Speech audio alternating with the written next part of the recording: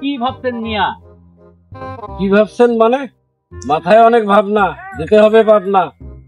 রাস্তা অনেক বড়, সামনে থেকে সরো। তাহলে এই রাস্তায় ধরো।